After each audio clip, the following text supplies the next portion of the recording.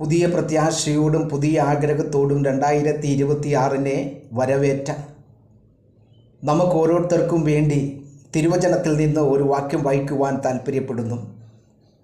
സങ്കീർത്തന പുസ്തകം 65-ാം അധ്യായം അതിൻ്റെ 11-ാമത്തെ വാക്യത്തിൽ ഇപ്രകാരം പറയുന്നു: നീ സംവത്സരത്തെ നിൻ്റെ നന്മ കൊണ്ട് അലങ്കരിക്കുന്നു, നിൻ്റെ പാതകൾ പുഷ്ടി പൊഴിക്കുന്നു. അതേ, ഈ 2026 നമ്മുടെ ജീവിതത്തിൽ വലിയവനായിരിക്കുന്ന ദൈവം ഓരോ ദിവസങ്ങളും നന്മ കൊണ്ട് അലങ്കരിക്കുന്ന ദിവസങ്ങളാകട്ടെ എന്ന് ഞാൻ ആത്മാർത്ഥമായിട്ട് പ്രാർത്ഥിക്കുക.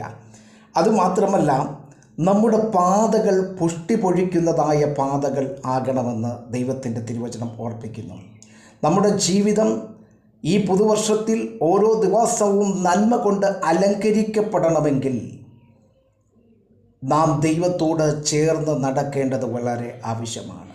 നമ്മുടെ പാതകൾ പുഷ്ടി പൊഴിക്കുന്നതാകണമെങ്കിൽ നാം ദൈവത്തോട് ചേർന്ന് നടക്കേണ്ടത് വളരെ ആവശ്യമാണ്.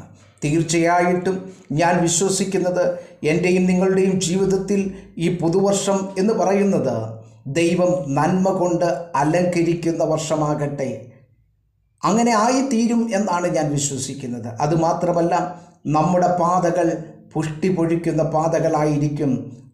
അതുകൊണ്ട് ഈ ദിവസങ്ങളിൽ സന്തോഷത്തോടുകൂടെ മുന്നോട്ട് സ്റ്റെപ്പ് വെക്കുക. ദൈവം എല്ലാവരെയും ധാരാളമായിട്ട് അനുഗ്രഹിക്കും.